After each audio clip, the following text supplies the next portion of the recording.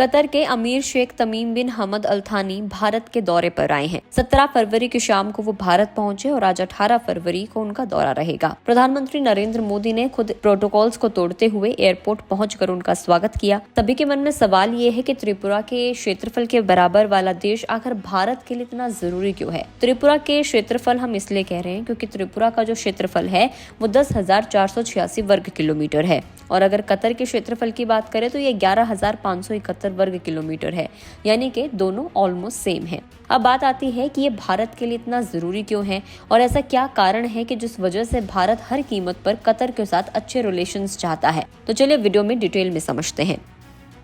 सबसे पहले समझते हैं कि कतर की जो आबादी है वो सिर्फ 29 लाख है और वहाँ भी 8,35,000 भारतीय मौजूद हैं। अब कहने को तो कतर एक छोटा सा देश है, लेकिन भारत की ऊर्जा की जो भी जरूरतें रहती हैं वो काफी हद तक ये छोटा सा कतर ही पूरा कर रहा है। रिपोर्ट्स के मुताबिक भारत एलएनजी और एलपीजी गैस के लिए भी कतर पर काफी हद तक डिपेंडेंट रहता है।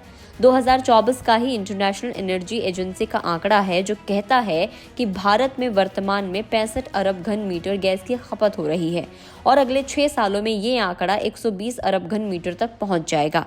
ऐसे में जब भारत की जरूरत इतनी ज्यादा बढ़ेगी तब एक ही भरोसेमंद साथी होगा और वो है कतर। 2022-23 की बात करें तो भारत ने कतर से 10.74 मिलियन मीट्रिक टन का एलएनजी मंगवाया था। इसकी कीमत $8.32 बिलियन देखी गई थी।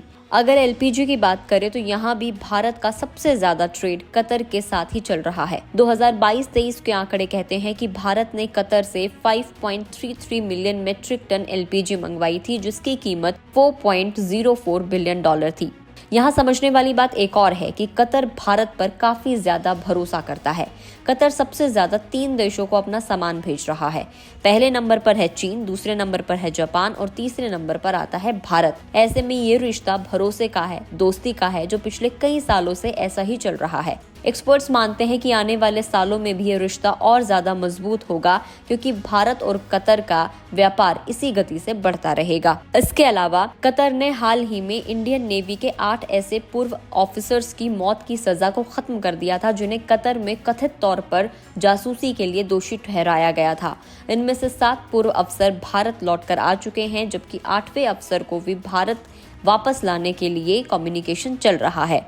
वैसे भारत ने भी कतर के साथ समय समय पर अपनी दोस्ती निभाई है। साल 2017 कोई भूला नहीं है जब मिडिल ईस्ट के कई देशों ने कतर का बॉयकॉट कर दिया था। उस पर आरोप लगा था कि वो आतंकवाद को बढ़ावा दे रहा है। उसकी धरती से आईएस जैसे संगठन ऑपरेट हो रहे हैं। उस समय सऊदी अरब ने बड़े मिशन के तहत कतर के विमानों की अपने देश में एंट्री तक बैन करवा दी थी, लेकिन भारत ने उस समय समझदारी दिखाते हुए ऐसी कूटनीति का परिचय दिया जहां पर सिर्फ कुछ समय के लिए कतर के साथ ट्रेड को स्थगित कर दिया गया, लेकिन जैसे ही स्थिति सामान्य हुई फुल स्पीड में फिर से ट्रेड को आगे बढ़ाया गया। ऐसे संकट के समय में भारत ने कतर को बॉयकॉट करने की बजाय सहारा देने का काम किया था। वैसे दोस्ती तो दोनों देशों की तभी देखने को मिल गई जब पीएम मोदी ने अमीर शेख तमीम का स्वागत किया था। अब जानते हैं कि कतर के अमीर की इस विजिट का मुख्य एजेंडा क्या है। तो विदेश मंत्रालय के मुताबिक शेख तमीम बिन हमद अल थानी भारत के 2 दिन की यात्रा पर हैं। वो पीएम मोदी के बुलावे पर दूसरी बार भारत पहुंचे हैं। साल 2015 में वो पहली बार भारत आए थे।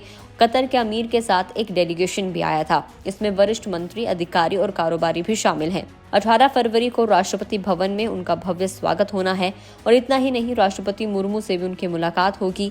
पीएम मोदी और कतर के अमीर के बीच में द्विपक्षीय वार्ता भी होगी। इसमें अलग अलग सेक्टर्स पर फोकस करने की पूरी उम्मीद जताई जा रही है।